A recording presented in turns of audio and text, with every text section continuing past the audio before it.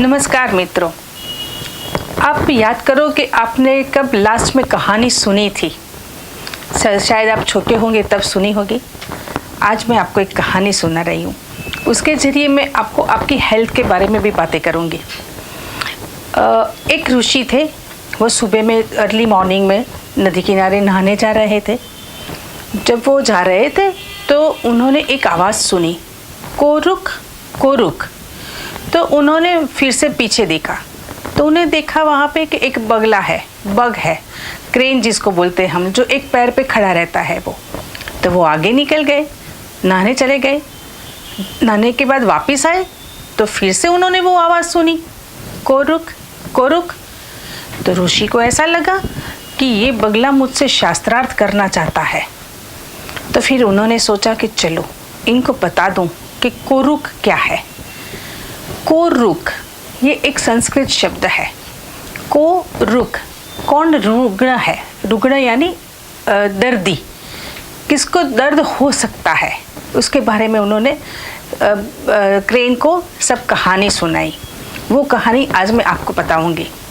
उन्होंने बताया कि जो हित भूख है, मित भूख है और रुत भूख है, उसको फॉलो नहीं करते हैं वो लोग रुग्ण है, रोगी है। अब आप सोचेंगे ये हितरुख क्या है, हितभूख क्या है।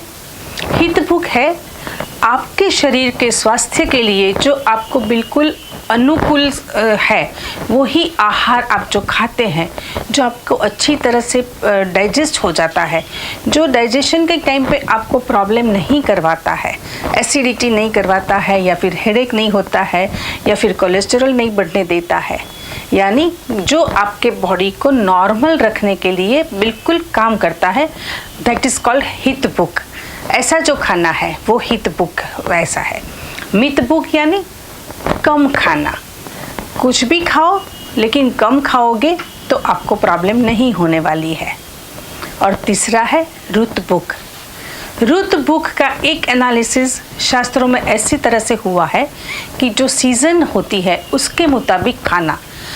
आज के दौर में क्या हो गया है कि बिना सीज़न के भी सभी फ्रूट्स और वेजिटेबल्स अवेलेबल हो गए हैं। बहुत ठंडी के सीज़न में भी सब लोग अभी तरबूज खाते हैं। अभी आप ही सोचो, मैंगो का जूस है, वो उसका पल्प है, आपको कोल्ड स्टोरेज में से 12 महीने मिलने लगा है, वो भी सब खाते हैं। तो अभी ये जो है आपके स्वास्थ्य को बहुत प्रॉब्लम करता है। वो कैसे करता है वो लेटर ऑन जब बातें करते जाएंगे उस तरह मैं बताती जाऊंगी। लेकिन अभी जो बात है जो है वो ये है कि ये जो रुतभूख की जो मैं बात कर रही हूँ, वो दूसरा एक बहुत बढ़िया सा मीनिंग है, वो ये है कि अपनी प्रामाणिकता से कमाया हुआ जो धन है, उससे उपार्जित जो आप अनाज खरीदते हैं, वो जो खाना आप खाते हो, वो आपको डाइजेशन में कभी प्रॉब्लम नहीं करवाता है। दैट इज़ कॉल्ड रुतभूख। अगर आपने गलती से कुछ धन कमाया है, कुछ गलती से प्राप्त कर लिया है, तो जीवन में कभी ना कभी आपको गिल्ट होगी। हम आयुर्वेद में जिसको प्रज्ञापराध कहते हैं वो होता है। वो प्रज्ञापराध के कारण, वो गिल्ट के कारण आपका डाइजेशन सिस्टम जो है, डाइजेस्टिव ट्रैक है, वो कहीं ना कहीं प्रॉब्लम क्रिएट करता है और आपका डाइजेशन ठीक नहीं रहता है। तो शरीर के स्वास्थ्य के लिए आपको ये रूल्स फॉलो करने बहुत ज़रूरी है।